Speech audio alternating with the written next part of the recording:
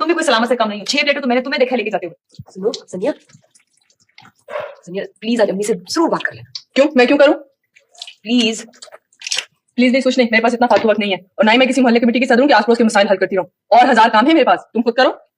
मैं नहीं कर सकती ना। तुम कर क्या सकती हो वो मुझे बता दो। बस मैं कुछ नहीं कर सकती। खुश मान से जा रहा, मुझे तुम्हारा अंजाम बड़ा भयानक नजर आता है। मैं सोचती हूँ आखिर तुम्हारा बनेगा क्या? कुछ नहीं। तुम करोगी क्या जिंदगी में? कुछ भी नहीं करूँ। अच्छा मैं तौलिया देना जरा। ईमान से तुम्हारी जैसी निकम्मी लड़की मैंने सारे जमाने में नहीं देखी। मैं सोचती हूँ आखिर बनेगा क्या तुम्हारा? कुछ नहीं, और मुझे परवाह भी नहीं। परवाह मुझे करना पड़ेगी क्योंकि रोना मुझे पड़ेगा। अच्छा बको मत, मैंने कह दिया कि मैंने शादी वादी कुछ नहीं करनी है। कमाल की बात है, इतने कपड़े जेवर मिलते हैं, सलामी मिलती है, ठाठ होते हैं, मुझे कोई कहे मैं तो फौरन कर लूं, लड़के की शक्ल तक ना देखूं, क्या फर्क पड़ता है? पागल हो ना इसलिए। अहमियत बढ़ जाती है, लोग बिला वजह इंपॉर्टेंट समझने लगते हैं। जरा गौर करो कितने फायदे हैं। जो जी में आए करो, कोई पूछता ही नहीं है और ना ये सुनने को मिलता है कि लोग क्या कहेंगे।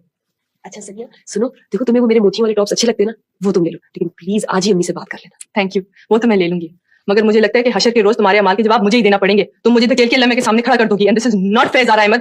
तुम्हें कितनी बार कहा है आयत कुर्सी पढ़कर सोया करो। पढ़ती हूँ मम्मी, लेकिन कल रात की गड़बड़ में भूल गई थी। तौबा तौबा, इतनी खौफनाक चीखें मारी कि मैं तो बस मरते मरते बची हूँ। बहुत अरसे से तो तुमने ये ख्वाब नहीं देखा था। नया घर देखने आया होगा, ख्वाब भी। पता नहीं तुम्हारे दिमाग पर किस किस्म का खौफ तारी है। इसके दिल पे तो हर तरह का खौफ है, इम्तिहान का खौफ, ख्वाब का खौफ, लोगों का खौफ, जिंदगी का खौफ, शादी का खौफ। सनिया फजूल बातें नहीं करते। फजूल नहीं, सही कह रही हूँ अम्मी। अच्छा चलो नाश्ता करो।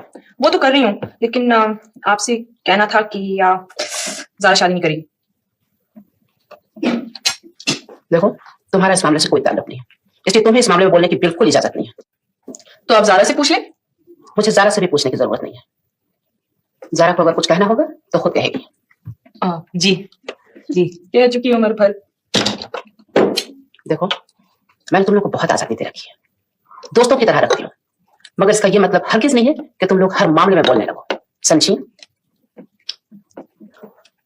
सलामत जी साहब को नाश्ते के लिए भेजो। अच्छा मैं तुम पर पढ़कर दम कर दिया करूँ, फिर तुम्हें डर नहीं लगेगा। अच्छा माशाल्लाह माशाल्लाह, पूरी कौम जमा है। अच्छा, काम जीती रहे। जरा बेटे जरा चाय बनाना, चाय के बगैर ना कुछ नजर आता है ना कुछ सुनाई देता है। Thank you. सुनिए ज़ारा ने फिर वही ख्वाब देखा था। वो ख्वाब? जी कोई पुराना। कोई बात नहीं बेटे, जागते में डरने से बेहतर है कि आदमी सोते में डरता रहे, कम से कम आंख खुलने का इम्कान तो रहता है। बाकी डर रही हो? जी सोते में डर के।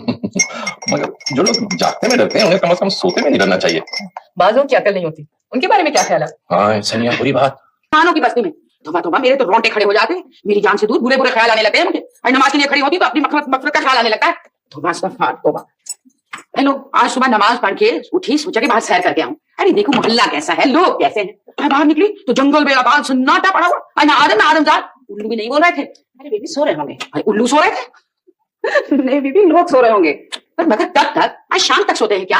अरे माशाल्लाह दिन चढ़े हमारे घर में भी सवेरा होता है, मगर यहाँ तो बाहर निकली तो ऐसे लगा जैसे जंग का सायरन बज गया हो, लोग खंदकों में छुपे पड़े हैं। अरे बीबी तो इतनी सुबह सुबह तुमको लोगों के घर जाने की जरूरत क्या थी? फिर पूछो ये जरूरत क्या थी? कोई कर्जा थोड़ी लेने गई थी मैं? जो लोग देर से सोते हैं वो देर से जागते हैं। आज दूर दफा आए फिटकार पड़ती है देर तक सोने पर। बीबी अपने घर की भी तो खबर लो, जाओ जगाओ उन दोनों लड़कियों। हेलो अब उन दोनों को जगाना भी कौन सा आसान काम है? बड़ी बहन को कह रही हो? 2 साल तो बड़ी है, और बड़ी भी कैसे हुई? सारा काम तो मैं करती हूँ इसके लिए। सनिया फिर वही जी जी अच्छा, मैं अभी 15 मिनट में पहुंच रहा हूँ। अब यस बेटे। अब आपसे एक बात करना है। हाँ फिर पैसों की जरूरत पड़ गई? उस दिन तो दिए थे। पैसों की बात किसने की हो या ना की हो, मैं और पैसे हरगिज न दूंगा। पैसों की बात ही नहीं है बिल्कुल। फिर कोई गड़बड़ की है क्या? अपनी अम्मी की कोई चीज तोड़ दी है? कुछ नहीं तोड़ा, बहुत जरूरी बात है। तुम्हारी हर जरूरी बात में कोई ना कोई सख्त गड़बड़ होती है। फिल्म देखने जाना है या पिकनिक पे जाना है तो अपनी अम्मी से बात करो। गौर आप एक मेरी बात तो सुने। सुनने से कोई फायदा ही नहीं बेटी, मैंने अगर इजाजत दे भी दी तो तुम्हारी अम्मी रोक लेंगी। वो बात ही नहीं है। अच्छा तो फिर जल्दी से बताओ क्या बात है, मुझे फौरन स्टूडियो पहुंचना है, मेरा इंतजार हो रहा है। अब इतनी भी जल्दी मैं आपको नहीं बता सकती, मैं भी आपके साथ चलती हूँ, रास्ते में मुझे किताब नहीं सब कुछ बता दूंगी। वो शादी नहीं करेगी, वो जो आ रहे हैं ना आप उन्हें मना कर दिया। ज़ारा ने तो शक्ल तक नहीं देखी उसकी, और फजूल में वो आदमी घर वाले पीछे पड़ गए उसके साथ। अम्मी को ही पसंद आ गए। बात सुनो, अव्वल तो ये मामला ज़ारा का है, उसके बाद ये डिपार्टमेंट तुम्हारी अम्मी का। मैं तो इस मामले में बिल्कुल ही लाचार हूँ, तुमसे भी ज्यादा। तुम समझ रही हो मेरी पोजीशन? अब आप इस तरह नहीं कर सकते, कुछ तो ज़ारा का ख्याल कीजिए। वैसे बेटे ये जो रिश्ते की बात है अभी बात ही है, तुम लोग क्यों खामखा इतना परेशान होती हो? मुझे अम्मी के तेवर ठीक नहीं लगे, वो बात ही बात में बात तय कर देंगी, देख लीजिएगा। तो फिर ज़ारा से कहो अपनी अम्मी से मना कर दे। ज़ारा ने उम्र भर किसी को किसी बात से मना किया तो अब करेगी, वो भी अम्मी को। मगर कभी ना कभी तो उसे बोलना पड़ेगा, उससे कहो अभी से शुरू कर दे, अच्छा होगा उसके लिए।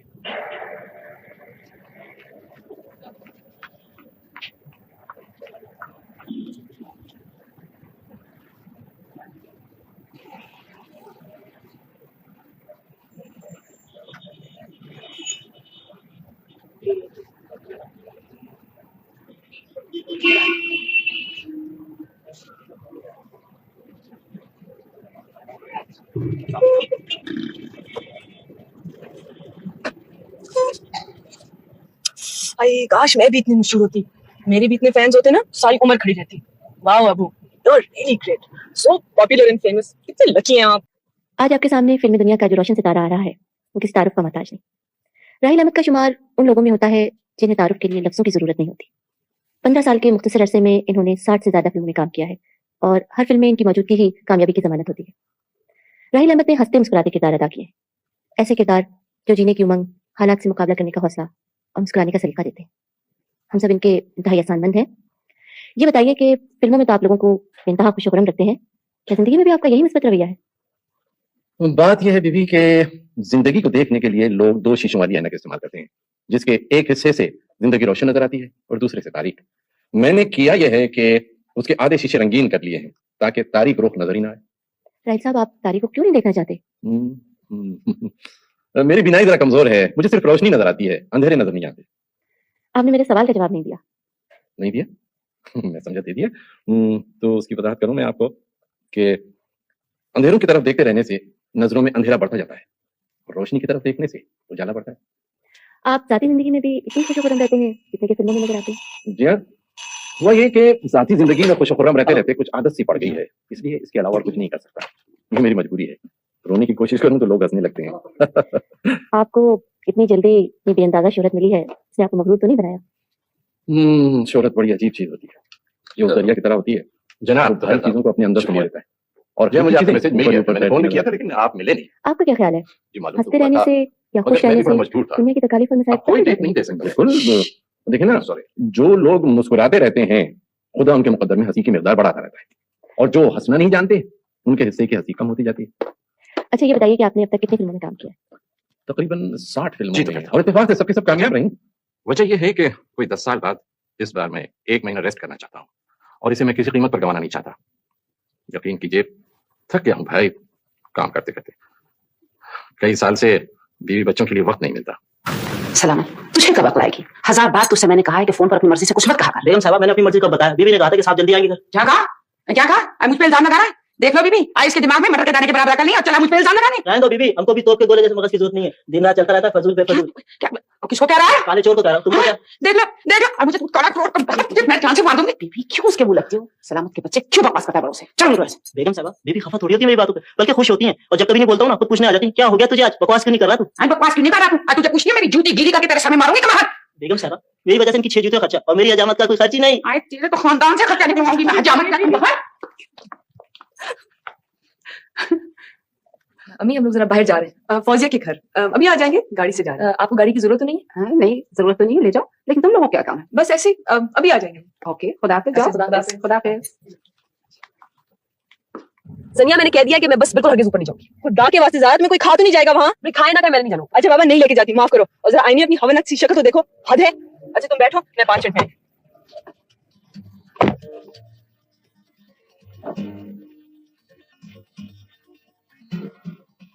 आप साजिद साहब है ना? जी लतीफ फैजालों की बेटी? जी। मैं राहिल अहमद मशहूर फिल्म स्टार की बेटी हूँ। ओह, छोटी बेटी। तशरीफ रखें। किसी को जरूरत नहीं, जैसे आपसे बहुत बात करें। जी फरमाइए। आप वही है ना? साजिद। मैं समझा आप किसी और तरह के होंगे। और तरह के? खैर इससे कोई फर्क नहीं पड़ता, आप कैसे भी हो। आपसे ये कहना है कि ज़ारा जो है ना मेरी बड़ी बहन, जिसके लिए आपने प्रपोजल भेजा था, उसने शादी से मना कर दिया। जी। साफ इनकार कर दिया उसने। आप भी मना कर दें। मैं समझा नहीं कुछ। इसमें समझने वाली कोई बात ही नहीं है, सिर्फ इतनी सी बात है कि ज़ारा आपसे शादी नहीं करना चाहती। आप यही कहने आई थी? जी हाँ, बड़ी मुश्किल से। ओह, मेरा मतलब है कि उसका शादी का भी कोई इरादा ही नहीं है। इसका ये मतलब नहीं कि आप बुरे आदमी हैं, अच्छे खासे, लेकिन उसे पसंद नहीं तो क्या करें। इसे बिल्कुल सियावट भी नहीं है जैसे हमारा सलामत, और रंग भी ठीक ही है, आंख नाक भी बस ठीक ही है। शुक्रिया। नहीं मैं सच कह रही हूँ, बाज लड़कियां तो इतनी बेवकूफ होती है कि आपसे भी बदतर लोगों से बिला तकल्लुफ शादी कर लेती है। पर आप तो अमीर होंगे, लेकिन वो तैयार ही नहीं है बिल्कुल। इतला देने के बाद बहुत शुक्रिया। तो इनकार कर देंगे ना आप? मुझे पता था आप मान जाएंगे, तभी तो मैंने ज़ारा से कहा था सिर्फ 5 मिनट की बात है। वो खामखा घबरा रही थी, बड़ी डरपोक है। लगता तो नहीं। आप उसे नहीं जानते, मैं जानती हूँ। अच्छा तो मैं जाऊँ? आपकी मर्जी है। इनकार